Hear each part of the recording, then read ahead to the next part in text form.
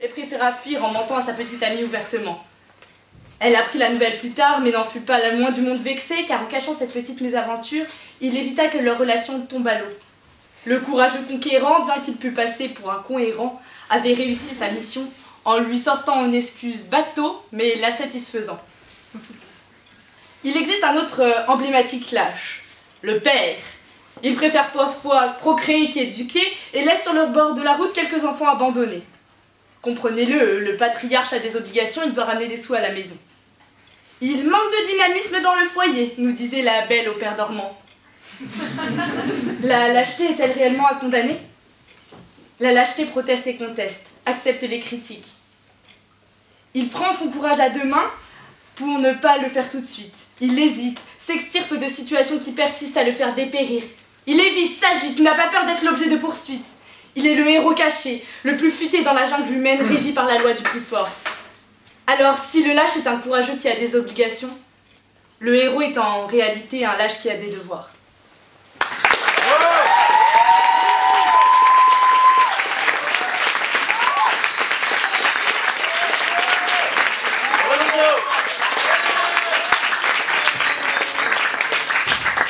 Vous savez, moi je suis un Parisien, donc quand Campus de Caillé, c'est un peu rendez-vous en terre inconnue. Et je suis très curieux de découvrir de ma culture. Vous avez parlé de bœuf goulash, et la salle a éclaté de rire. Est-ce que vous pouvez m'expliquer votre passion du bœuf goulash? En fait, récemment, j'ai fait un voyage en Hongrie, et j'ai découvert ce plat typiquement hongrois qui est très intéressant, mais ce n'est absolument pas poitevin. Voilà. D'accord. Et ça justifie un éclat de rire général, des applaudissements, une salle en délire. Ouais, du bœuf goulash. C'est pas le... Le bœuf goût lâche.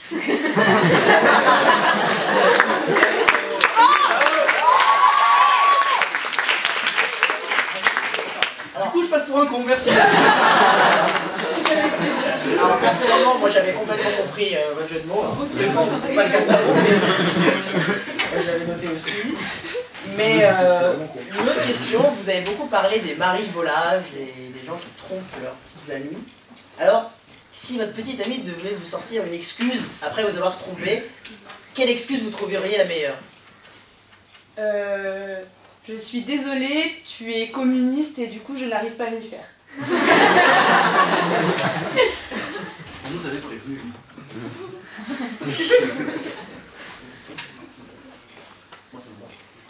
Moi aussi, ça va.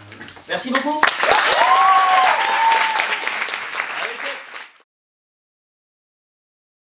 Un lâche est-il un courageux qui a des obligations?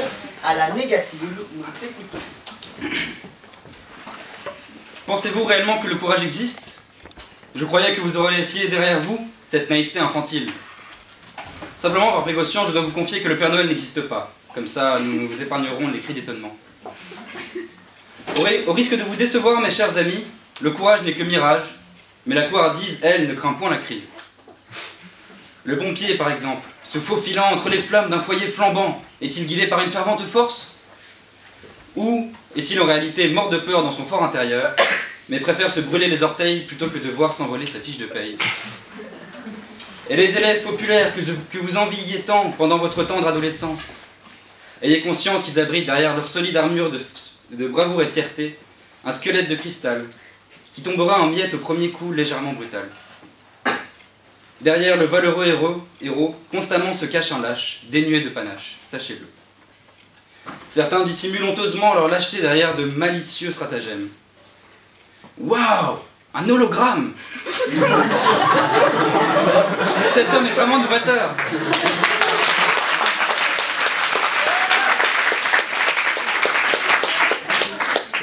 Il sait vivre avec son temps et tenter l'aventure, faire un saut dans l'inconnu.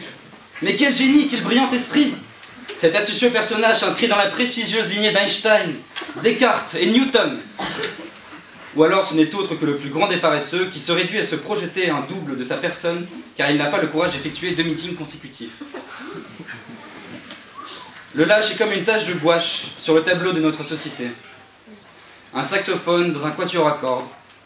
Une voyelle dans la langue de nos voisins allemands. Un bobo gauchiste bien pensant au meeting de François Fillon. Il est facile d'esquinter ce sinistre ex-ministre qui ne lâche rien. bien que dans ses soutiens on ne compte plus les lâcheurs. Mais cet homme, soulignons-le, a tout de même accompli une prouesse digne d'un pilote de Formule 1. Il a réussi, lors de son rassemblement au Trocadéro, à troquer sa culpabilité contre l'impartialité de la justice.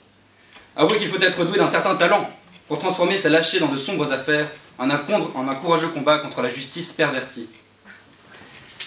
Même les personnalités les plus admirables par leur audace, leur ardeur, leur hardiesse, celles que nous présenterons à nos enfants comme modèles à suivre, que nous contemplerons durant nos années à vivre, même celles-ci ne peuvent être qualifiées de courageuses. Nelson Mandela est un véritable héros de la lutte contre la ségrégation raciale, ayant fait preuve d'une passion surhumaine pour défendre de telles revendications au péril de sa vie. Foutaise, son courage serait aisément comparable à celui de Jérôme Cahuzac, confronté à sa feuille d'impôt. Ou Marine Le Pen face à une convocation de justice. Qui n'aurait pas rêvé d'être emprisonné dans un établissement à l'architecture épurée et au confort sans faille, chouchouté toute la journée par des gardiens aux petits soins, et tout cela sur une île de rêve. Certaines sources disent même qu'il aurait corrompu la direction pour pouvoir prolonger son charmant séjour et éviter de retourner se confronter aux forces de l'ordre. Prenons aussi l'exemple d'un homme admirable, qui a su vivre modestement et faire de sa vie un sacrifice permanent pour les Français. Un homme profondément altruiste, digne descendant de Saint François d'Assise. Un véritable politicien, comme on en trouve rarement de nos jours. Cet ancien président de notre bien-aimée République, qui sauva de pauvres enfants sans défense d'une odieuse attaque terroriste au péril de sa vie à Neuilly-sur-Seine. Cet ancien président qui alla donner une conférence au Qatar, cruciale pour l'avenir d'un pays si ce n'est d'une région, bravant les risques d'accident d'avion ou d'insolation. Cet ancien président qui donna de son temps pour se rendre au chevet des plus nécessiteux, comme ces braves gens trop souvent oubliés, courbés dans les champs du petit matin jusqu'à la nuit tombée, acceptant en serrant les dents les plans européens, affrontant le froid glaçant autant que le soleil cuisant. Les bouseux, les agriculteurs. Cependant, derrière cette apparente bravoure se cache une grande faiblesse. En effet, malgré une vie exemplaire, une âme d'une pureté inégalable et une horde de millions d'admirateurs, Nicolas Sarkozy n'a pas eu le courage de se proclamer nouveau Messie.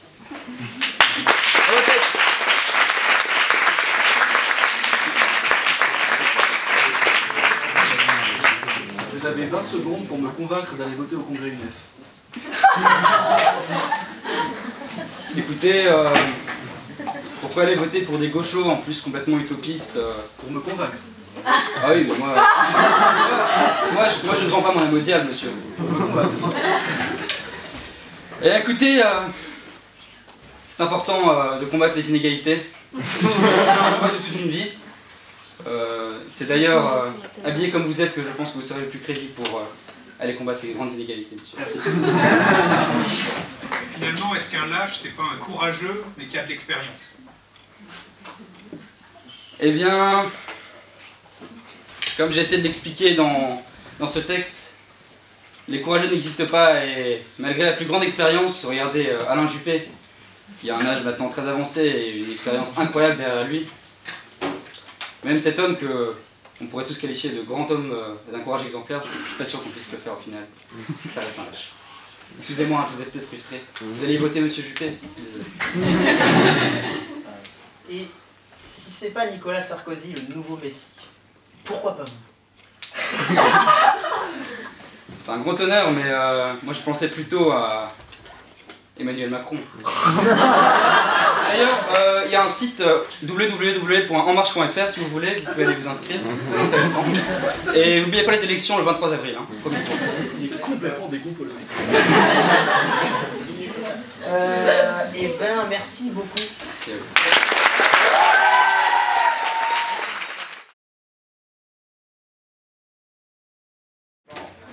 Les chemins tout tracés sont-ils des voies sans issue?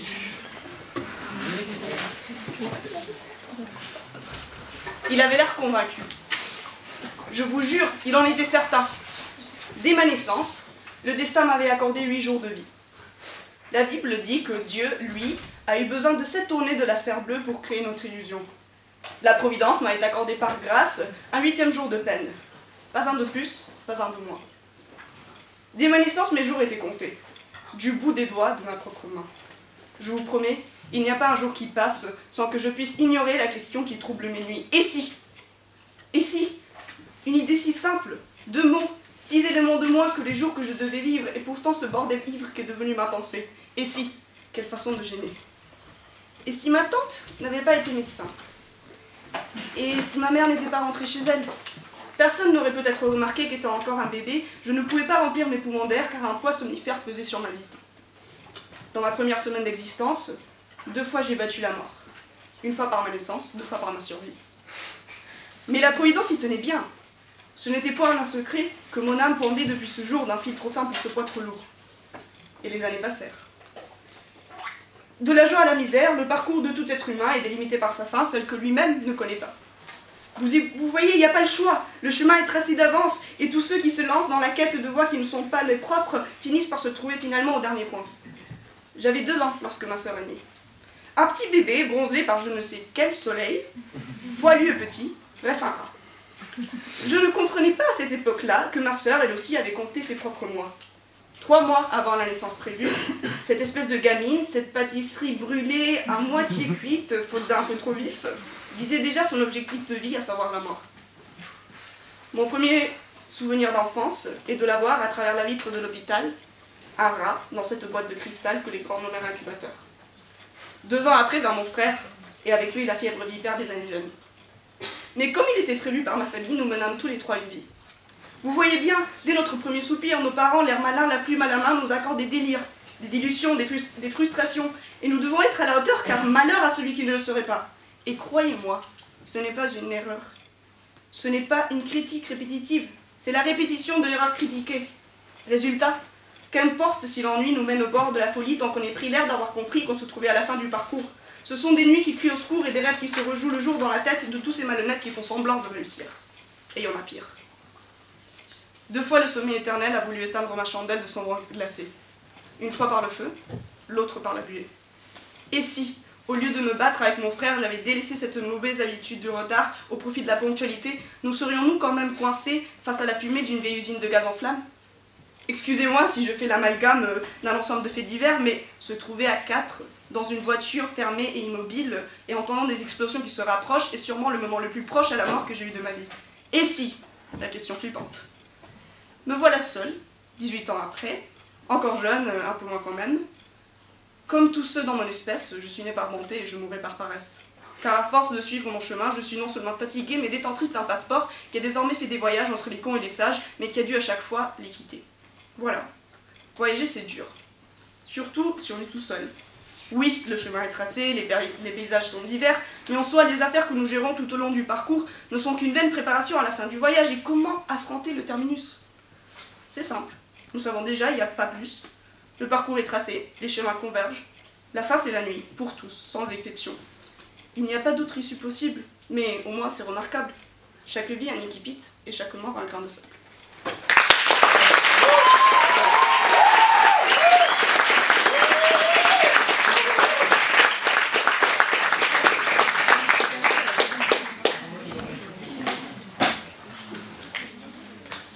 Vous venez de dire « voyager c'est dur ». Dans la même veine de votre discours, un autre grand philosophe a dit, je cite, « mourir c'est pas facile ». Ça vous évoque quoi? Je pense que si c'était pas facile, tout le monde le ferait.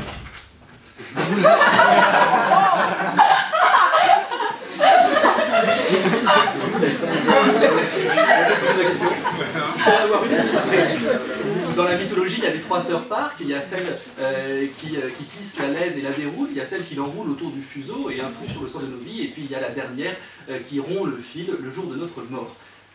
Vous êtes laquelle de ces 3-là? Bah, celle qui tombe dans le puits après.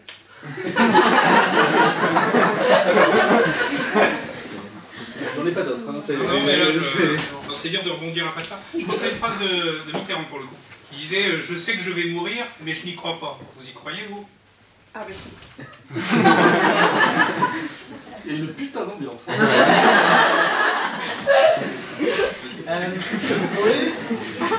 nous avez dit qu'on allait mourir de paresse. Mais si on meurt de paresse, pourquoi est-ce que cet amphi de Sciences Po Poitiers est plein de jeunes gens bien déguisés? Non, c'est Sciences Po Paris. Ah, Poitiers,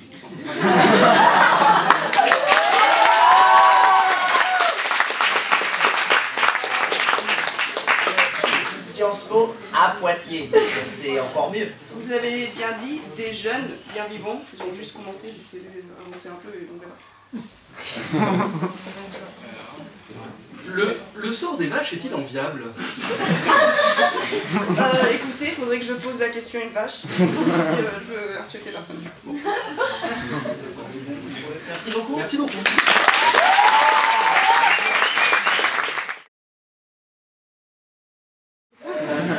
Qui passe sur le sujet, les chemins tout tracés sont-ils des voies sans issue à la négative? Alors, nous t'écoutons. Bon, j'avoue que je suis un petit peu stressé là. Je suis à grosses gouttes, un petit peu à la manière de Depardieu qui se déplace de son salon à sa salle de bain. Bon, le compte à rebours est lancé. Tic, tac, bombe à lettres et bombe à voix. Écoutez le verbe de Cyrano de Barca qui fut tout, ou qui ne fut pas, et qui espère vous toucher à la fin de l'envoi. Flagrant délit de plagiat.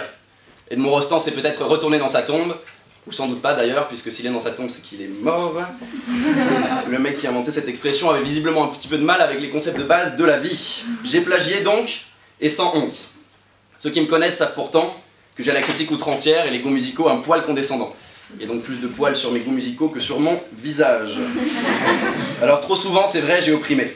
J'ai déversé mon fiel sur les chemins bordés, les autoroutes populaires, la mode quoi. Cette voie toute tracée, son issue est un mur, l'ennui. J'ai donc créé, avec un petit camarade de qualité, tout aussi méprisant que moi, cela dit, Dieu me pardonne, la Ligue Anti-Dab. Une institution que je concevais comme une version moderne des ligues antifascistes, la majorité des dabbeurs de ce campus étant des hommes de droite.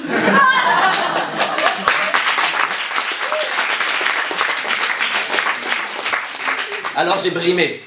J'ai opprimé avec une ferveur presque religieuse. Seigneur Paulin, toi qui nous offres ce pain, bannis le dab, cet opium du peuple, ce nouveau culte de l'impersonnalité. Les frissons et la sueur coulaient lorsque d'un geste sec, je les rappelais à leur ridicule dans une bataille digne d'Austerlitz, celle de la civilisation française, de Voltaire, de Rousseau et des cathédrales contre la barbarie. Non, je plaisante. Ce serait bête que cette France tombe dans un nationalisme abject.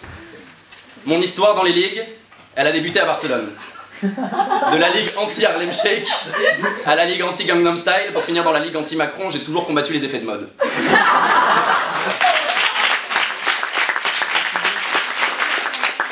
Mais quand désormais je regarde cette vie de combat, quand je me rappelle mon camarade Guirand, mort au front Stan Smith, mort pour le goût légitime, mon camarade Bonnet, mort au front Leguin, mort pour le goût légitime, je pleure parce qu'ils sont morts pour rien, nous avions tort, je le sais maintenant, car je me souviens d'autres temps et d'autres chemins tout tracés. Bienvenue sur la nationale 44 qui relie Toulouse à Castelnaudary, capitale mondiale du cassoulet. La face cachée de ma vie, le dark side de ma lune. Dans cette petite ville du sud où j'habitais, la mode de masse prenait un caractère tout aussi autoritaire que mon mépris culturel bourgeois. Rien n'avait d'importance, sauf les tubes à la radio. Lennon et Jim Morrison, d'ores et déjà, faisaient battre mon cœur et vibrer ma voix. Il n'y était que des reliques d'un temps ancien. J'avais la haine. J'avais tort. Dans ma course échevelée à la légitimation de mes goûts, je refusais de couper le cheveu en quatre. Un poil réactionnaire de mon propre aveu, je répondais aux critiques avec toujours la même expression surannée, la barbe. Que ces idiots continuent à bouffer du mainstream. Au bout de cette autoroute, il y a un mur, une voie sans issue. Je me rends maintenant compte qu'ils n'avaient pas le choix. Ils nageaient dans un univers aussi petit qu'étouffant. On s'amuse que de ce que l'on peut se mettre sous la dent, eux n'avaient rien. J'ai quand même voulu leur enlever. Je me ferai leur prophète maintenant. Alors écoutez-moi. Je vous raconte l'histoire d'une petite ville pour qui le reste du monde n'existe pas. Une prison de barreaux-colère, de murs abandon. Les gardiens s'appellent police, mais on l'a potané par l'ennui. Les jeunes ont le jeûne facile. Les vieux, de leur propre avieux, ne croient plus qu'en la télévision pour leur remplir les yeux. Le village de sud de France sue les enfances perdus dans les mauvais bails. Écoutez-moi. Je leur cherche un échappatoire, mais je ne le trouve pas. Même le mythe de l'ascenseur social, ces gens n'y croient plus. Horizon bouché de la mode, horizon bouché de leur vie. Écoutez-moi. J'ai une réponse, mais elle témoigne de mon impuissance. Non, les chemins tout tracés ne sont pas des voies sans issue. Car même face à une porte close, restent les sentiments propres, l'émotion vive. Dans l'ennui de la mode et de cette duplicata à l'infini siège l'individu. Rappelez-vous d'un moment où, seul dans la rue, les écouteurs aux oreilles, la musique et les lumières vous ont attrapé. À ce moment-là, vous ne pensiez à rien. Les notes dénotent avec l'absurdité du quotidien. Cette musique, vous ne l'avez pas écrite, mais à ce moment même, elle est vôtre. Vous vous êtes échappé. Vous avez pleuré ou ri tard le soir sur un air des Beatles ou un refrain de Gainsbourg. Là-bas, au fond de vos têtes, vous avez pris en pleine poire des émotions à vous faire oublier jusqu'à votre propre nom. là-bas, vous y trouverez parfois Paulin Barca, le Cyrano de Bergerac, ni bretteur du langage, ni amant, ni même comédien, ni même musicien, qui ne fut pas beaucoup, certes, mais qui à cet instant sera délicieusement libre et délicieusement rien.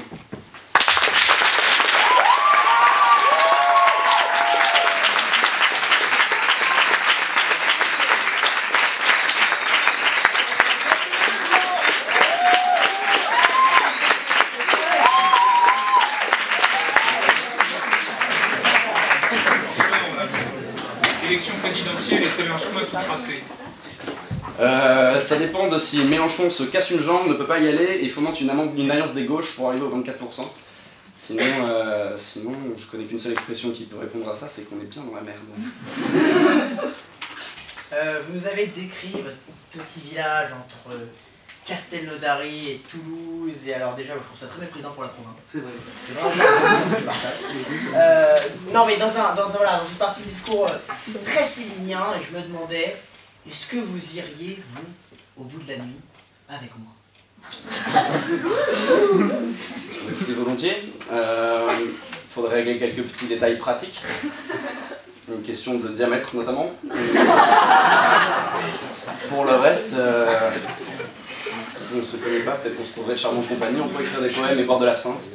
Je suis vraiment désolé, monsieur le professeur, parce que j'ai un peu honte de ce que je vais dire, mais en même temps, il y a quelque chose que j'ai pas très bien compris et j'aimerais que vous m'expliquiez un peu plus en avant cette expression, je cite, le dark side de ma lune.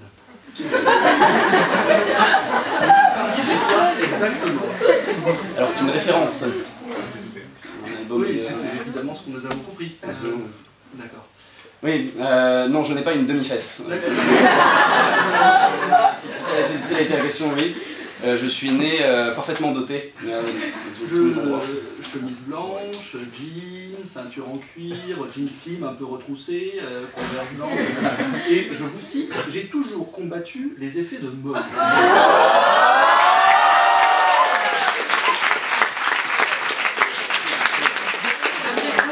Développer cet aspect de votre personnalité. J'ai mon amulette anti-hipster en fait. Je la porte au poignet droit. C'est un gros bracelet punk à chien qui m'empêche donc de tomber complètement dans les effets de mode. D'accord, merci beaucoup. Merci beaucoup. L'ascenseur social mène-t-il à l'échafaud? Par l'affirmative.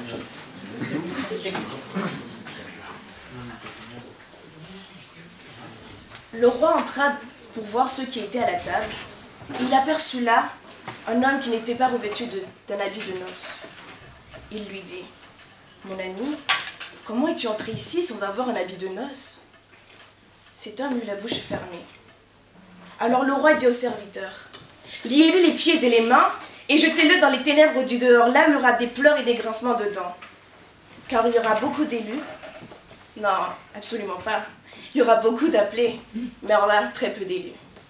Vous l'avez sûrement deviné, c'est l'évangile selon Matthieu, chapitre 22, verset 14.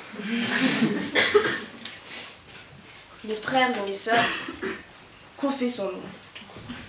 Aujourd'hui, que cela n'en déplaise à notre cher Carlito Marx, la religion est plus sincère que notre société qui, elle, est devenue le véritable opium du peuple. Ne me crucifiez pas tout de suite pour mon audace, mais pour autant, ne nous voilons pas la face.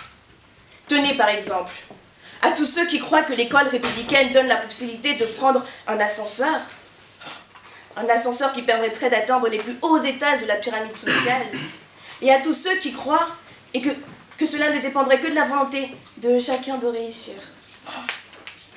Laissez-moi répondre à cette question. Premièrement, il n'y avait pas d'ascenseur dans la pyramide de Khéops. Et de deux, l'étage la plus haute de cette pyramide était bien une salle funéraire. Il s'agit là du plus grand mensonge de l'histoire, un scandale républicain plus fictif encore que les emplois de Pénélope. Ne nous fions pas, car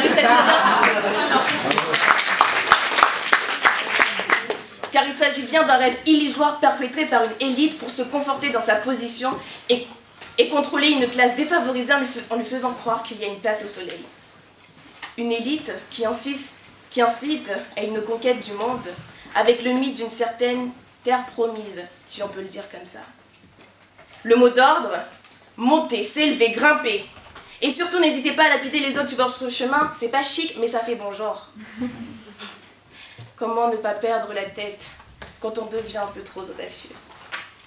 Mais vous ne quitterez la queue de peloton que pour mieux vous retrouver sur le peloton d'exécution, mes frères. Et sœurs, bien sûr. Votre humiliation ne se fera pas attendre parce que vous ne maîtrisez pas les codes de cette société. On vous servira du château neuf du pape et vous, tout philistin que vous êtes, répondrez avec conviction. Ce Beaujolais nouveau du caractère. Et vous terminerez très vite comme le pauvre homme qui n'avait pas son habit de noces, jeté dans les ténèbres du dehors. Avant cela, votre montée se fera despacito, ponctuée de va-et-vient. Vous aurez l'impression de flotter dans une autre dimension. Vous penserez que cela va durer, vous accrocherez, agripper en plantant vos griffes de toutes vos forces. Et c'est à ce moment-là que vous sentirez ce tremblement, une convulsion, un chant du cygne. Ne vous y fiez pas. À peine le temps de savourer que vous tomberez, impuissant, vidé.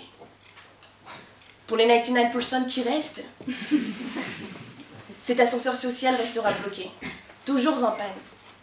Vous aurez beau appuyer sur le bouton d'appel d'urgence, personne ne peut répondre. Ah merde, vous devrez prendre l'escalier. Face à ce mensonge institutionnel, mon bel ami, laissez-moi vous donner un conseil. Ne vous laissez pas séduire par les belles paroles de ces démagogues. Tu marches sur des sentiers fleuris, mais freine, il ne faut pas perdre la santé.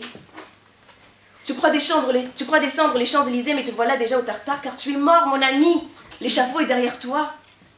Tu as fait le pari d'accéder à cette Ligue des Champions, mais comme Icare, tu as trop voulu t'approcher du soleil, et tu as fini par te brûler les ailes.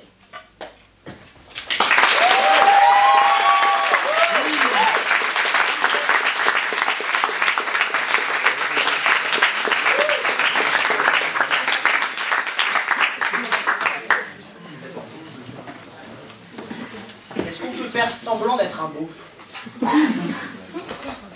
C'est ce que je me demande depuis le début en fait de ces auditions. Je vous regarde et je me demande, il fait semblant en fait.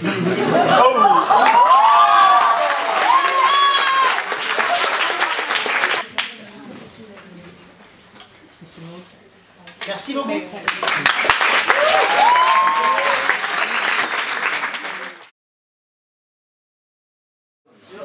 L'ascenseur social mène-t-il à l'échafaud par la négative?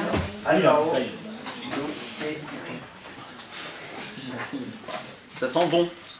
Ça sent la putréfaction onirique. On s'est fait bananer les gars. Et cette fois-ci on va pas se prendre le bruit dans la tête mais plutôt Vince de Thoiry. C'est quoi la nouvelle? Il nous jure que nous sommes arrivés à l'aune de l'agonie la plus pernicieuse, du plus gros mensonge d'État. L'enluminure la plus émotive, la plus épanouissante et la plus sexy. Je parle bien sûr du rêve américain qui serait en voie de disparition. Alors comme d'hab, c'est l'oncle Sam qui te raconte la meilleure histoire, le soir, au coin du feu, mais sans la grâce de Necfeu. Il brandit son whisky, 12 ans d'âge, et entame une luck qui strike droit dans tes yeux. Mon enfant, moi, je bossais dans les mines, ou les usines. Et je peux te dire qu'avec Taylor et Ford, ça y est, les sans vaseline. Mais bon, t'en as marre qu'ils te sortent ensuite.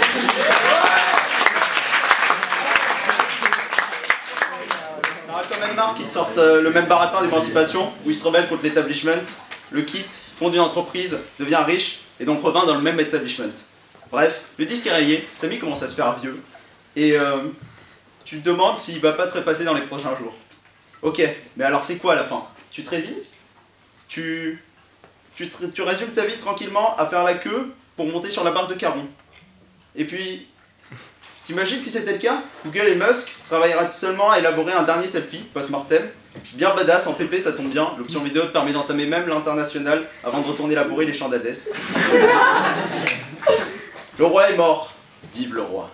Peu importe la crise économique ou l'ambiance morose qui caractérise si bien notre puissance douce intranationale, l'ascenseur social a toujours été synonyme de progrès. Or, en bons enfants de la société de consommation que nous sommes, on sait tous très bien que plus est synonyme de mieux. Néanmoins, dans cette logique erronée, on oublie l'un de ses aspects les plus essentiels, la quête du bonheur. Certes, elle est mystifiée, derrière la possession de la plus grosse montre, de la voiture dernier cri et du plus beau chien. Mais cessons de nous faire berner par toutes ces choses qui ne revêtent qu'un seul but véritable, celui de susciter l'envie chez nos pères, chez nos aînés et chez nos cadets. On veut être le mieux placé et surtout on veut que ça se voit. Alors oui, le rêve américain dans son expression la plus originelle est sûrement mort depuis longtemps. Tout le monde sait que les rues des States ne sont pas pavées d'or, ni que les billets de Ben Franklin poussent sur les arbres. Mais est-ce qu'on doit pour autant jeter le bébé avec l'eau du bain? Je refuse de croire que la vie entière n'est qu'un long fleuve tranquille vers la faucheuse au sein duquel nous sommes tous impuissants. Alors changeons le mode de fonctionnement de l'ascenseur et cessons de le considérer comme un moyen de supériorité par rapport aux autres, mais plutôt comme une forme d'intégration. Transformons-le pour qu'il nous mène vers le Graal le plus primitif, celui dont toutes les formes de vie sont en quête, l'homéostasie. L'équilibre entre milieu intérieur et milieu extérieur. Théorie biologique, elle désigne également la capacité d'adaptation extraordinaire des êtres vivants au bouleversement de leur environnement. Les koalas au milieu sec et aride de l'Océanie, les gringos au reggaeton de l'Amérique latine. Pourquoi ne pas appliquer cette logique d'harmonie à la société? Dès lors, l'ascenseur social devient un moyen pour s'équilibrer à notre environnement. Bon, pas la peine de ressortir les points du Néandertal, on peut quand même faire allier entre équilibre et progrès. Commençons donc par dépasser l'autocensure qui reste bien souvent le premier frein à toutes nos initiatives et à tous nos rêves les plus fous pour redonner du souffle à cette ascension sociale.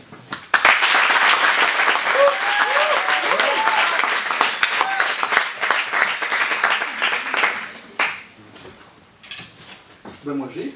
Vous avez parlé de la plus grosse montre, la plus belle voiture, du plus gros chien. Est-ce que vous pouvez, s'il vous plaît, me justifier votre choix de chemise?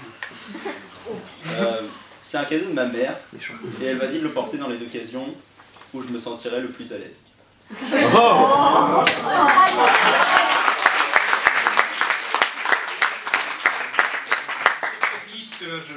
Vous pensez vraiment que le choix du chien est important pour la réussite? C'est fondamental quand on regarde comment le soft power américain distribue son pseudo-rêve américain et qu'on joue à Grand Theft Auto 5. On a un chien magnifique qui nous permet d'avoir la meilleure maison sur Bell Beach. C'est fondamental. Vous êtes plus PC ou console? J'étais plus console, mais maintenant je suis plus rien du tout parce que j'ai arrêté.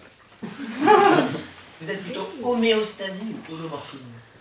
Alors plutôt homéostasie parce que l'holomorphisme ça me fait trop penser à Mélenchon.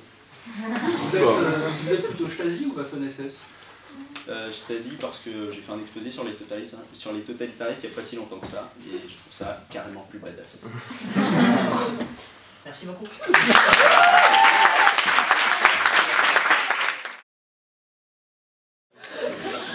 Le silence est-il éloquent?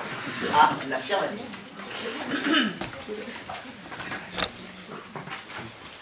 J'entends d'ici les rageux, amateurs de la facilité, sur un ton stupide. T'as qu'à lire le sujet, puis faire une grande pause en les regardant fixement, pour leur montrer que le silence peut être éloquent. J'apprécie leurs conseils, n'en doutez pas. Si ce n'est que passer 5 minutes debout, à rouler des globes oculaires en espérant décrocher un rire nerveux ou une crise d'épilepsie, tient plus du pétard mouillé que d'un tir silencieux, net et sans rature. Songeons pourtant à tous ces héros de la bouche cousue. Bernardo, l'émouvant sourd et muet dans l'ombre de Zorro. Franck Ribéry, ce touchant analphabète dont le silence pendant la Marseillaise fait comprendre en un clin d'œil qu'il n'en connaît pas les paroles.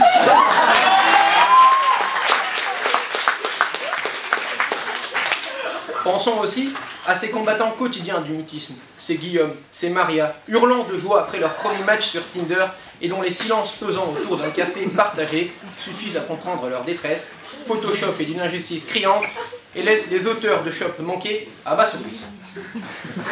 Expressif le silence? Évidemment, face à la déroute du PSG, on reste muet comme une carpe. Carpe diem, fervent supporter de l'ancien idole Ibrahimovic, dont le nom est décidément plus facile à regarder qu'à prononcer. Si de l'abstention de voter, on ne compte pas les voix, de l'abstention de parler, on sait se faire un droit. Vous avez le droit de garder le silence. Le ton est là, mais là est ton échappatoire. Un air désabusé pour se prémunir des cris d'une jeune fille abusée. Mon avocat parle pour moi, même si j'aime bien qu'on m'appelle maître. Un droit, le silence? Oui, mais pas que. Il sait parfois être un devoir. Les enfants, prenez du papier et un stylo, je dicte. Les chimistes appellent son. S'il vous plaît, au fond. Peu de silence. Je reprends. Les chimistes appellent son. S'il vous plaît. Alors, Kevin, qu'est-ce que j'ai dit? Je l'ai, moi, le bas. C'est pas pour moi que vous êtes là, c'est pour vous.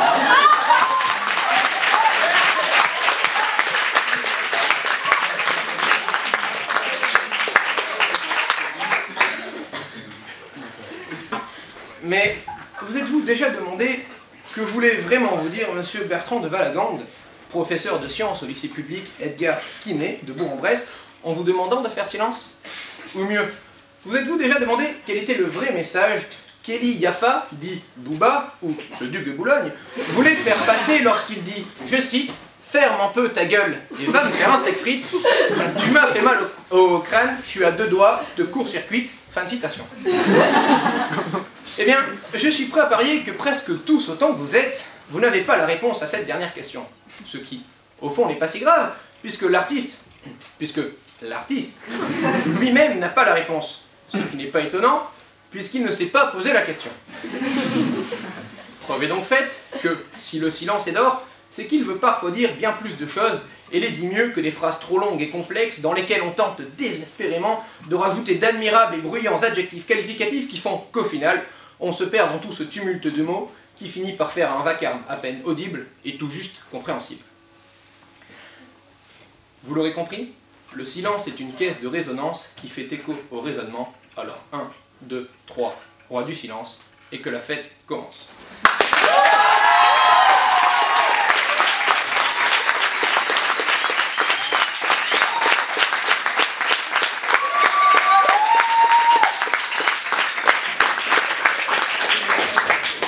Ils se sont levés 2 fois, on est au 8e candidat, c'est-à-dire que les autres étaient juste nuls. Est-ce qu'on peut vraiment commencer son discours en disant qu'on va pas tomber dans la facilité en parlant des rageux? Ben moi je vous pose une question, est-ce qu'on peut vraiment donner un sujet aussi similaire que celui qui a été donné à Simon Hervé l'année dernière lorsqu'il a gagné Sciences Po Lumini? Ça s'appelle le prix Philippe Seguin, mais c'est vrai. Séguin, non, c'est qu'il n'a pas encore rencontré la famille de Philippe Séguin, mais c'est Philippe Séguin, sinon tu te fais défoncer. C'est moi? C'est pas pour moi. Dire silencieux, net et sans bavure, j'espère que vous n'était pas un texte à portée personnelle. Qui était Edgar Quinet? Alors c'est une bonne question, quand j'ai tapé lycée public sur Google.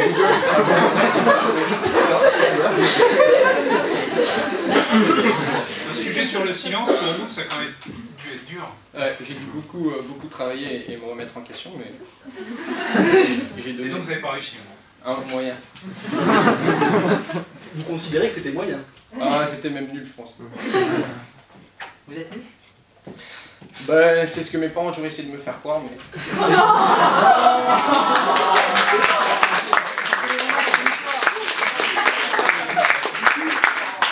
Du coup, qu'est-ce que vous faites là? Ben, ma professeure de sociologie m'a posé la même question hier.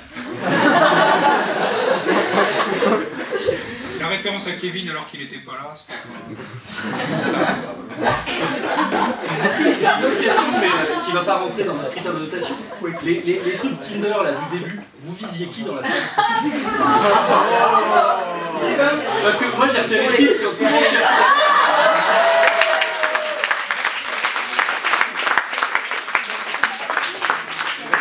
C'était pas sur Tinder. C'est un truc jaune avec un petit masque? Non.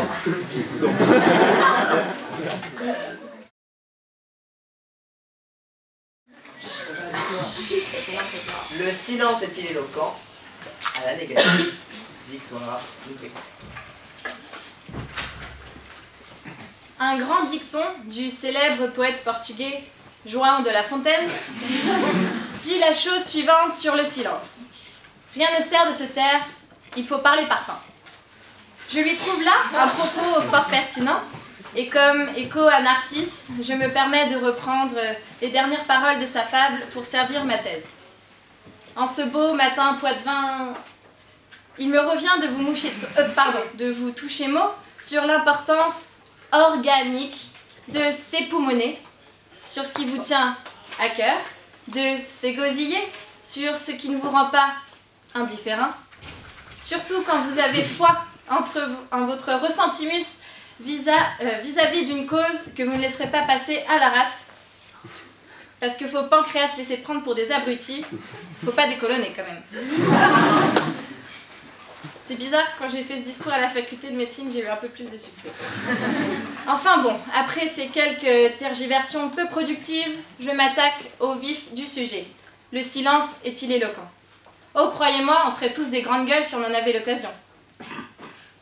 Tiens, prenez Étienne. Vous savez, le petit blond là au fond de la classe, qui a fait son nid et qui hiberne depuis la rentrée. Étienne aussi a bien des choses à dire. Il aimerait bien, par exemple, dire à Julie qu'il la trouve très jolie et que c'est son partenaire de danse qu'il aurait bien aimé être pour la danse de fin d'année de l'école. Mais quand Madame Ribouchon lui a posé la question, il a laissé échapper un petit hoquet de panique et a mouillé son pantalon.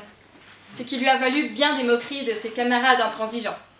Si Étienne avait su brandir sa tétine vaillamment pour clamer depuis le sommet du toboggan haut et fort à Julie qu'il est très prêt à tout pour la conquérir, même à lui échanger 2 oursons au chocolat contre un seul chocobon, alors que dans un marché de concurrence pure et parfaite, la courbe d'offre et de demande veut que la valeur d'un ourson au chocolat soit supérieure ou égale à 5 chocobons.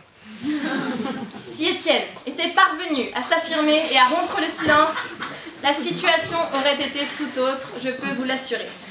Car il y a bien des situations où l'on ne peut garder le silence, car elles sont trop révoltantes, trop malséantes, trop odieuses. J'en profite pour passer le bonjour à la principauté monégasque, on ne vous oublie pas. Toutefois, c'est vrai qu'il n'est pas toujours facile de trouver les mots, de s'en saisir, de les démêler, de les arranger, les ordonner, de rompre la musique du silence pour mener la valse à sa guise et guider son interlocuteur à travers la partition comme bon nous semble. Il n'est pas simple de construire ce méli-mélo de sons pour en faire une mélodie intelligible. Il est bien plus facile de se terrer dans le silence, ce vieillard aux yeux vitreux et au rictus turpide qui accueille la lâcheté à bras ouverts. Mais, détrompez-vous, le silence qui peut apparaître confortable et peu contraignant à première vue est en réalité aussi léger que Gérard Larcher. Et si vous voulez vérifier mes propos, il tient une conférence mardi prochain. Hélas, je suis prise par l'envie de ne pas y aller. Trêve de plaisanterie. Ne me croyez pas incapable d'empathie pour les personnalités politiques qui, elles, ont décidé de rompre le silence. Je ressens beaucoup de compassion pour des personnages tels que Jean-Frédéric Poisson, qui, en plus d'avoir un nom assez difficile à porter, regroupe moins 3% des intentions de vote et a une notoriété inférieure à celle d'Étienne Carbonnier. Alors, pour tous ceux qui regardent mes discours en replay, les gens que j'ai un peu envie d'appeler mes parents, vous n'ignorez pas que je prends le parti de la prise de parole, car, mesdames, messieurs, le silence est l'arme de ceux qui ne trouvent pas les mots. Le silence est la vertu des sots, le bouclier des couards et des pleutres. Désolé, Romain. L'excuse de ceux qui ne savent pas faire un correct usage de leur langue pour l'élocution, j'entends.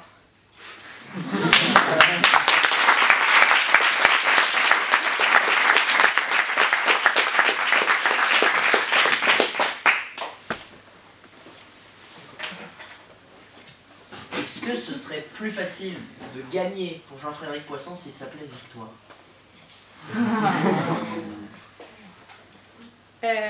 On verra ça dans une dizaine d'années quand je me présenterai. Et s'il est toujours là, il pourra s'en rendre compte. Je vous laisse polémiquer sur l'économie ou... Non, je ne répondrai pas à cette provocation. Non. Plus le chocobon, c'est bien meilleur que les urchons au chocolat. On est d'accord. Ah oui, non. Vous avez parlé du replay, quelque chose de très bien. Est-ce que pour vous, l'éloquence doit être exclusivement le moment de l'instant? Pour quelqu'un qui porte des chaussettes rouges, je vous trouve un peu dans le passé quand même.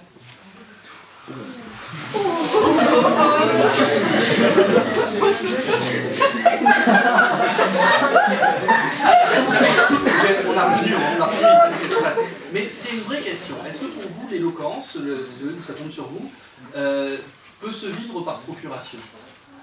Non, je pense pas. Je pense qu'il faut saisir le moment et que si j'ai saisi le lien, c'est parce que c'était dans l'instant.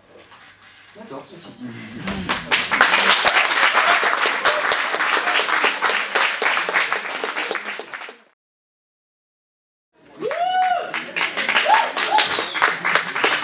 Les voyages forment-ils la jeunesse à l'affirmative?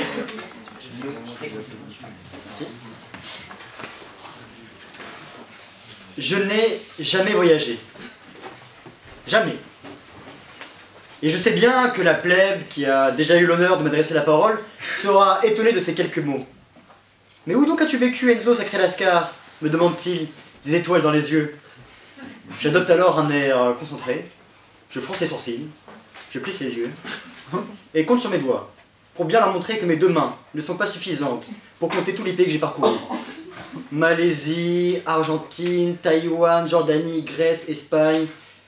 4 ou 5 heures ensuite, quand j'en ai terminé, il m'est enfin permis d'arborer fièrement un sourire en coin prétentieux, content d'une vie qui fut décidément bien riche. Mais vient alors la deuxième question, bien plus gênante. Waouh! Tu dois être au moins quadrilingue alors?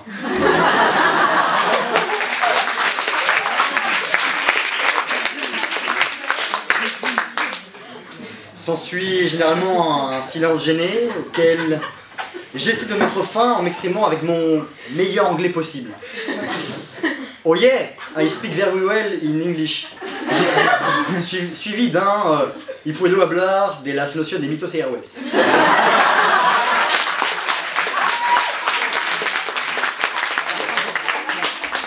La réaction est donc celle-ci, celle d'un rire franche, ou embarrassé. Les rôles s'inversent et c'est à mon interlocuteur de prendre un air supérieur, le dédain au bout des lèvres, en me rappelant que j'ai vécu 6 ans en Espagne tout de même. Et dans ma tête, pour supporter les moqueries, je me dis, ne les écoute pas, be courageous, be proud of you, because you can be do.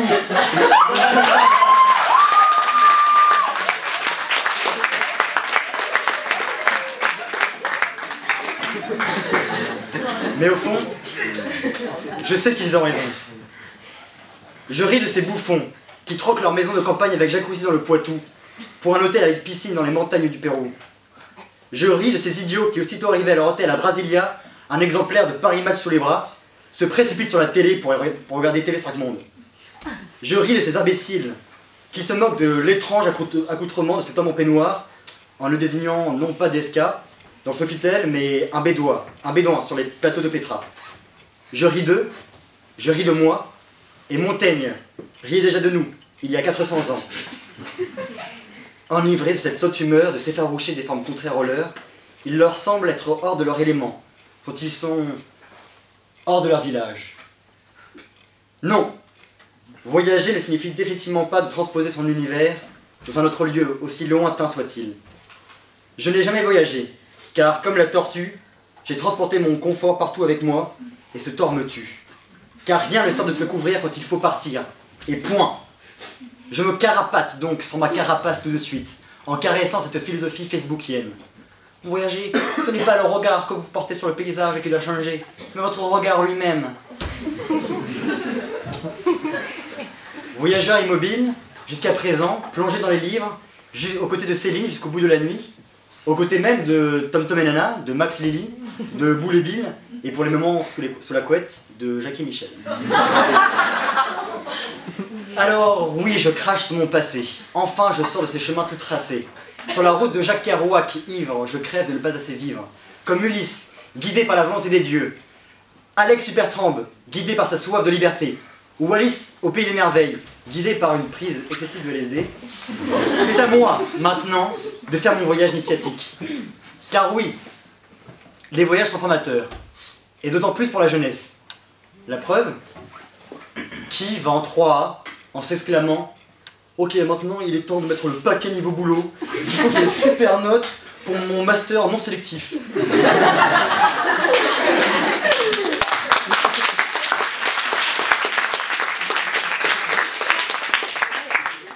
Peut-être plus longtemps d'ailleurs, réforme. Bien sûr que non. Tout le monde veut lire, festoyer, parcourir les continents, Danser, vivre intensément, enfin. Les voyages forment en nous déformant, nous transformant, nous modelant pour un moule plus élargi que celui en forme d'hexagone dans lequel nous nous sommes contusionnés.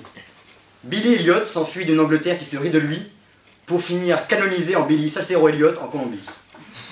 Laurent s'en va de Montréal caché sous un masque de virilité fin, terminant comme Laurence caché sous un masque de terminant comme Laurence à Rio dans un corps enfin sain. Quant à moi, aujourd'hui français jusqu'au bout des lèvres, je veux, une fois parvenu en terre sud-américaine, qu'à la question « Qui est-ce ?» tous les latinos puissent répondre courte. Qui est-ce ?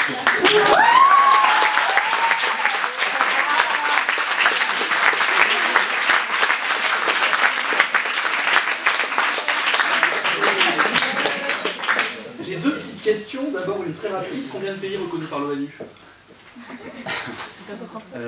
Ok, seconde question. Il y avait ce petit lapsus, un rire franche. Et du coup, ma question c'est, est-ce que vous vous trouvez belle ? Écoutez, étant donné que je fais beaucoup de cheval, j'adore les chevals. Les portos, c'est bien aussi. J'aime bien le vin. Aucune C'est une réponse. Mais est-ce qu'étudier sur le campus de Poitiers, c'est pas déjà voyager?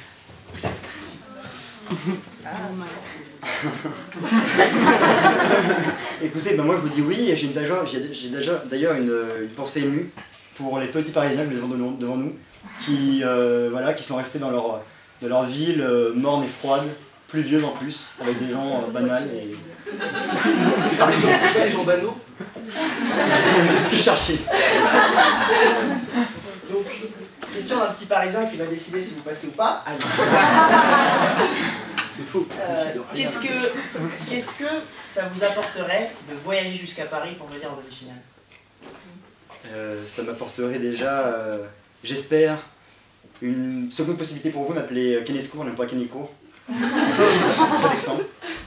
Et ensuite, ça m'apporterait la gloire pour Poitiers de pouvoir tenter à nouveau l'exploit qui a été fait l'année dernière par feu Simon Hervé. On le porte encore dans nos cœurs, voilà. Merci beaucoup. Merci.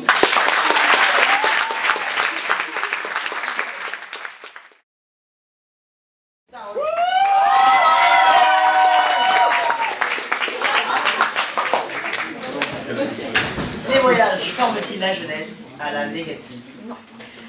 La France, tu l'aimes ou tu la quittes. Mais si tu la quittes, t'apprendras rien. Cette phrase a toujours été ma devise. Elle a résonné quand à mes 18 ans, j'ai quitté mon nid familial. Celui qui m'a tellement formée. J'aurais pu vivre dans des contrées lointaines. Mais non, vous voyez, jamais, au grand jamais, je ne quitterai la France. En tout cas pas maintenant. C'est pourquoi tout naturellement, j'ai décidé de partir, vers un endroit merveilleux. Un endroit rempli de surprises où chaque jour est une nouvelle aventure. Je parle bien sûr de la métropole mondialement inconnue, Poitiers. Mais oui, Poitiers, voyons. Cette ville qui a vu passer les grands personnages de l'histoire. Vous savez ceux qui ont vraiment compté? Jeanne d'Arc, Charles Martel, Jean-Pierre Raffarin. Pourquoi ne pas m'envoler loin?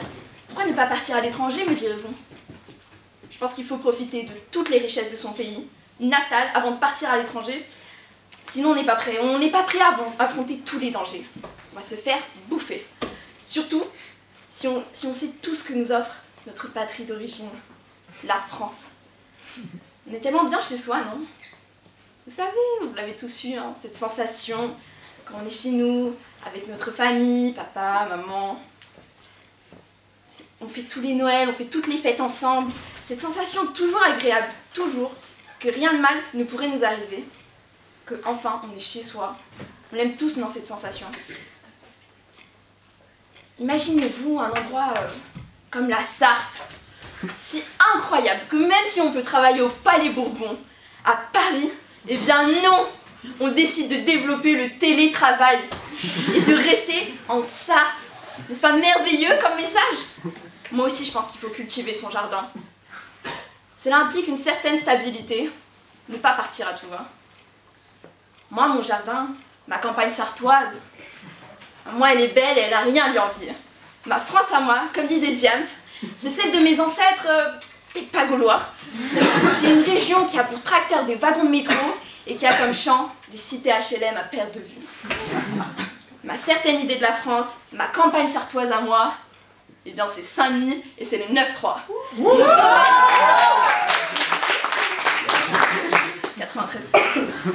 Mon domaine se trouvait au 40 rue de Chantilly. À quoi bon voyager quand on vit en banlieue?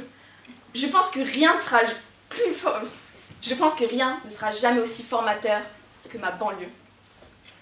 Effectivement, je me suis construite en sachant que si quelqu'un crie Arthéna, ça veut pas dire qu'on a développé une fascination pour les dieux et déesses grecques. Non, non.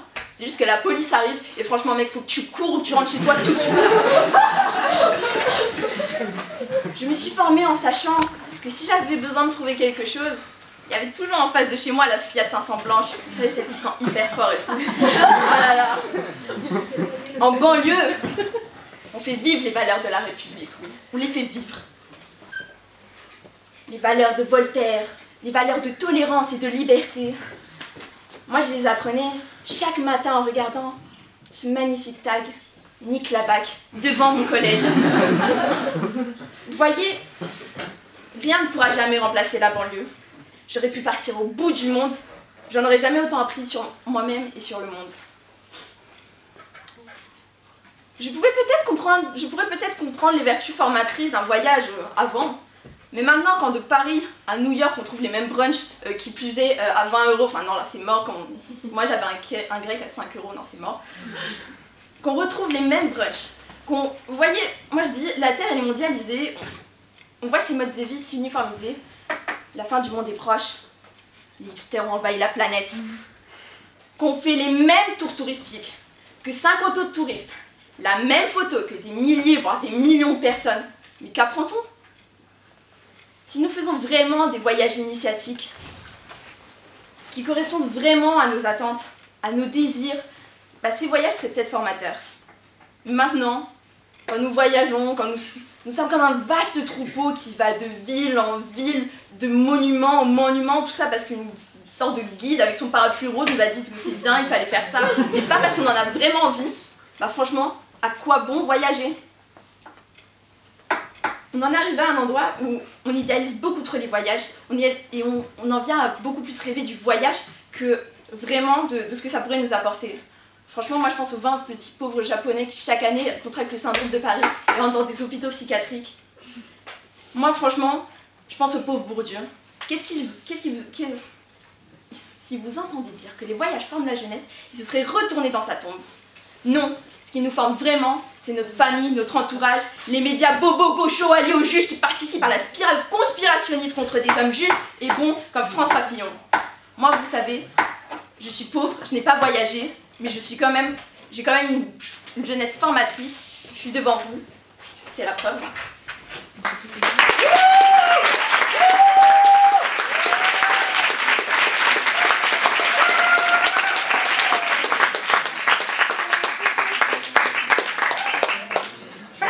Alors, vu que vous êtes de là-bas, vous allez peut-être pouvoir m'expliquer une citation. Oui. 80 œutrés, la puissance tu connais, je suis une grosse cagoule et un gros bonnet. Vous savez, aujourd'hui, on avait chacun un habitus, un mode de vie qui nous fait qu'on est reconnaissable. Moi, quand je vois quelqu'un qui vient du 80 œutrés avec une grosse cagoule et un gros bonnet, je me dis, c'est la MIFA. En parlant de MIFA, vous nous avez parlé de Gérard Larcher, pas vous précédemment, vos collègues. Vous venez de nous parler de Jean-Pierre Raffarin, et c'est un certain tropisme sénatorial qui me plaît particulièrement, j'y travaille en ce moment. Je voulais savoir si vous pensez que la jeunesse a sa place en politique. Bah bien sûr, non. Vous êtes bien au Sénat, donc vous pensez que la jeunesse a sa place en politique. C'est ce que vous pensez qui m'intéresse. Bah moi, vous savez, je vous admire tellement que ce que vous pensez, c'est ce que je pense. Moi, je pense qu'il faut vraiment que la jeunesse soit en politique. D'accord. Qu'est-ce qu'il y a ? Vous avez cité Jean-Pierre Raffarin, vous avez oublié Ségolène Royal. Oh mon Dieu ! Qu'est-ce qu'il y a à Poitiers ? qu'est-ce qu'il y a à Poitiers qui fait qu'on a tant d'hommes politiques connus quand il y a la présidentielle, de Premier ministre? Qu'est-ce qu'il y a? Il y a un cimetière indien, il y a des déchets... Je suis indien aussi. Donc je vous méprise un peu de ce point de vue-là. Nous, on fait des présidents de la République, vous faites des petits ministrables.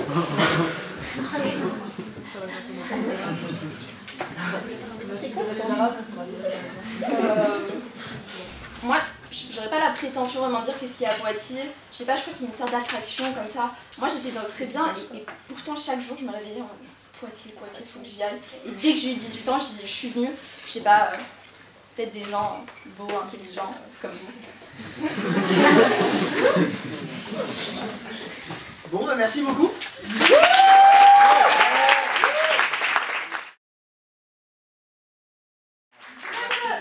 Le danger est-il une vue de l'esprit par l'affirmative?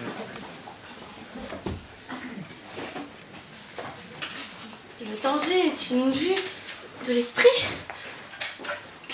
Es-tu déjà allé à une manif de la Gay Pride? Ah mais c'est une affluence épouvantable d'individus turpides, ces véritables influenceurs, tout aussi épouvantables, d'une tendance bohémienne à brandir de véritables étendards capables de provoquer une crise d'épilepsie à plus d'un. Je me suis juré de ne pas citer ma tendre sœur, mais c'est contre nature. Non mais tu te rends compte? Tu dissocierais la sexualité du don de la vie, du don de la lumière, des couleurs, du cri fauve pour pousser lorsque les atomes d'oxygène reliés par une liaison covalente s'engouffrent dans tes poumons, du don du Père. De quelle façon tu penses t'épanouir dans cette lourde atmosphère de désorientation où règne le désordre?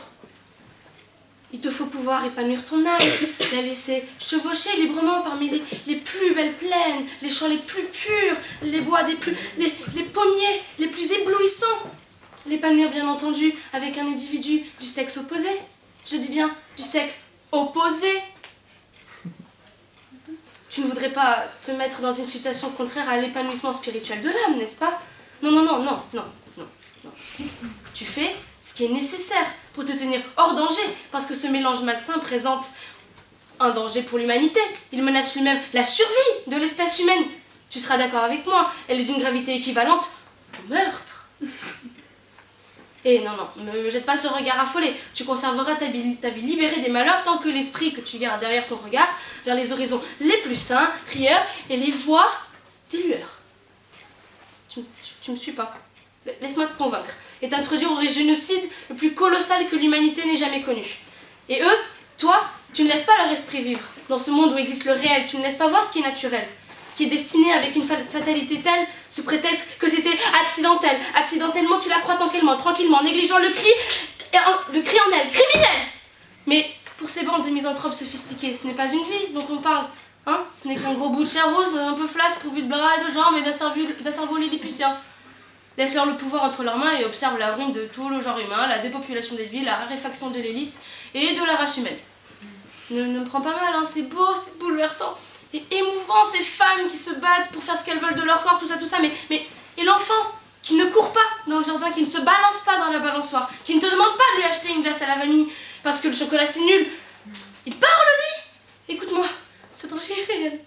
Il est parmi nous. Il est posé, tamisé, dans le fin fond enterré de quelques subconscients alcoolisés, en attendant que ton esprit n'aille le chasser, le contrôler. Tu ne le fuis plus, automatisé, le danger, lui, ne laisse de t'attiser. Mais n'oublie pas, tu dois rester systématisé et non pas controversé. Reste condensé, baptisé et non carbonisé.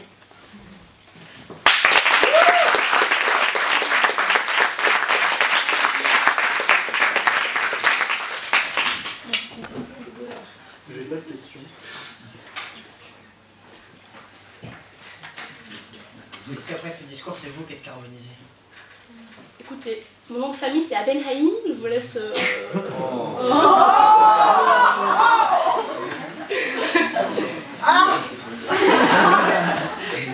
On a le droit à ça? Ce type de... Parce qu'on peut y aller, hein. Ah oui, c'est portugaise ici. Je vous donne tous mes défauts tout de suite, 1m59, portugaise, juive, le nez, machin.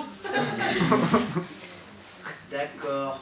Ça fait beaucoup, C'est un défaut du portugais. Bah écoutez, les poils c'est dur, hein. C'est compliqué quand même. J'ai pas besoin de faire le ménage chez moi, ça c'est clair. Moi je marche et tout et ça passe très bien.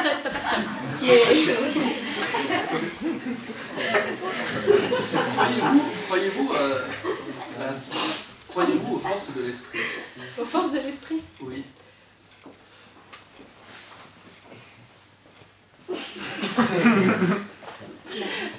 Non, il m'a pas parlé. Non.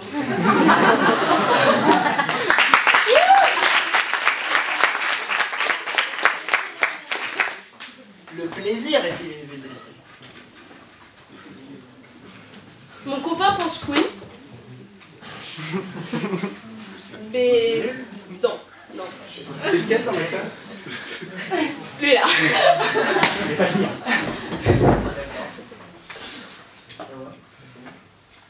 Merci beaucoup.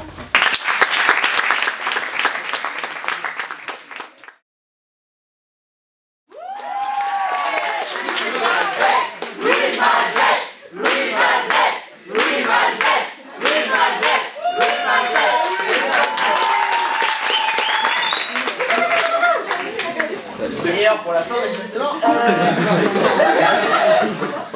Le danger est une vue de l'esprit à la négative. Oui. Mesdames et messieurs, je dois vous avertir. Prenez garde à vous. Restez attentifs. Maîtrisez chacun de vos mouvements et anticipez ceux de vos adversaires. Vous êtes menacés. Le danger rôde. Tel un renard, il guette l'opportunité, tel un lion, il attaque sans pitié. Le danger n'est pas une vue de l'esprit. Le danger est bien présent. Il est là, insidieusement tapis derrière chacun de nos gestes, scrutant minutieusement chacune de nos imprécisions, dans l'espoir d'y trouver quelque occasion de vous surprendre de ses canines voraces. Que celui ou celle qui n'ait jamais pris de risque lève la main, s'il vous plaît.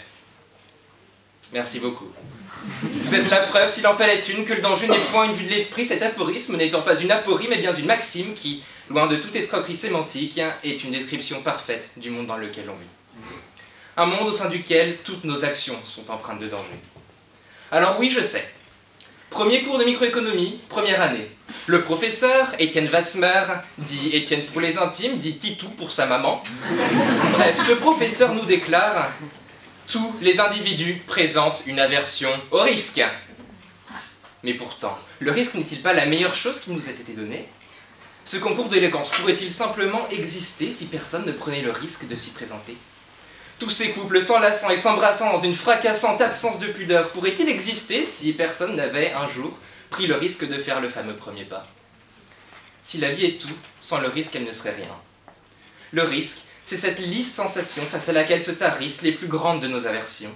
C'est cette douce excitation qui provoque en nous un inexorable torrent d'émotions, cette complice addiction qui nous permet de nous évader tout en devenant notre prison. Tout peut être danger. Le danger, c'est peut-être cet arbre se courbant sous le vent un peu trop et qui menace de s'effondrer. C'est peut-être cette voiture s'approchant un peu trop rapidement de cette vieille dame grisonnante et surannée qui lentement traverse la route. Mais le danger peut également être immatériel, abstrait.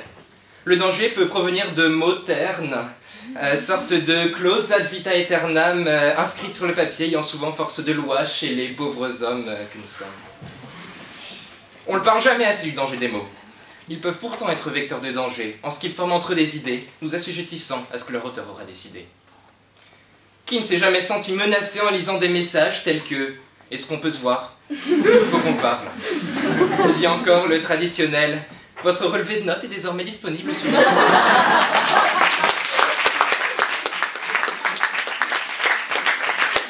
Et nous voilà alors plongés dans l'incertitude, emprisonnés par une incompressible attente, dont le strident silence provoque en nous un grondement immense. Et alors on a peur. Peur de ne pas être à la hauteur de l'enjeu, alors que tout semble être en jeu. Peur de ne pas être à la page, alors qu'elle est précisément en train de s'écrire. Et pourtant, je vous le répète, le danger est la plus excitante des drogues. Une drogue qui s'empare doucement de vous, un mélange d'adrénaline et de pression. Et alors vous vous mettez à aimer cette addiction, nonobstant le fait qu'au final, c'est vous qui allez payer l'addition. Mais ce n'est pas grave, bien au contraire. Laissez-vous bercer par le doux refrain du danger, laissez-vous emporter par son rythme dissonant. N'hésitez plus à affronter le danger, car il n'y a qu'en prenant des risques que l'on peut espérer aller de l'avant. Faisons fi du danger, soyons entreprenants, éliminons nos préjugés, soyons innovants. Le courage naît plus souvent de l'ignorance du danger que de la certitude d'en triompher. Eh bien, triomphons du danger, soyons courageux. Et je terminerai sur cette citation de Kerry James, rappeur et poète, dont la qualité rythmique n'a d'égal que la clarté du cristal de ses vers. Échouer ou réussir, il faut tenter sa chance, car plus le combat est grand, plus la victoire est immense.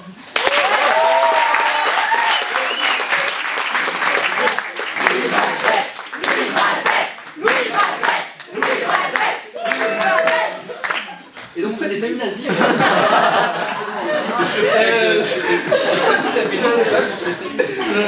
Moi ça fait toujours plaisir. Hein. Non mais Hitler écoutez son plaisir. Oui, bah vous savez, j'ai rasé ma moustache ce matin avant de venir. Est-ce que vous pourriez, s'il vous plaît, me donner votre avis sur une éventuelle réforme de la politique agricole commune? Eh bien, écoutez, je pense que la politique agricole commune est une des bases de l'intégration européenne. Je vois mal comment est-ce qu'on pourrait envisager réformer la PAC sans risquer de heurter nos agriculteurs qui sont au final la chair même de ce que l'on produit, de toute notre production, de notre PIB, qui d'ailleurs, que va se meurtrer pas si je faiblis, mais on ne peut pas risquer de heurter le secteur agricole en France. Vos concurrents dans ce concours représentent-ils un danger pour vous? C'est une bonne question. Si je suis fidèle à mon discours, j'aurais tendance à répondre que oui, parce que tout peut représenter un danger. Et si vous n'êtes pas fidèle à votre discours, vous dites quoi? Oui, si je ne suis pas fidèle à mon discours, je pourrais dire que oui, bien sûr, non, ce ne sont pas des concurrents, d'ailleurs, ce sont des amis, on est tous, on vit dans un même monde, en plus. Oui.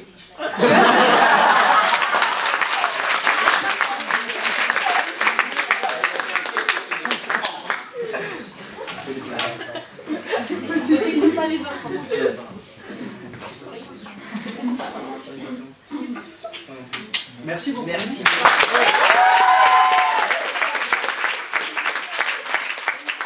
Voilà, moi, j'ai peut-être une seule remarque, c'est, mais c'est vraiment en général, c'est habiter plus votre texte. Il y en a qu'on a eu des très bons discours vraiment ce soir, et tout le discours était vraiment bon, mais si vous pouvez habiter encore plus votre texte, être plus dans les mots, parce que c'est des discours très drôles, et ils auraient pu être encore plus drôles. Et des discours qui étaient évidemment très drôles, ils auraient pu être encore plus drôles. Donc, jouez plus, kiffez. Vous avez 4 minutes, vraiment prenez vraiment du plaisir. Je dis ça pour ceux qui peut-être vont passer. Pour la suite, ceux qui ont vraiment un potentiel, et ceux qui en ont moins, habitez plus votre texte. Voilà. Juste, moi j'ai trouvé, assumez-le, assumez le texte jusqu'au bout, et même pendant la répartie, assumez. Souvent, des fois, vous êtes un peu en retrait, il faut y aller. Alors ça ne veut pas dire être agressif, mais ça veut dire vraiment assumer ce que vous êtes et tenez le fil. Merci beaucoup. Merci.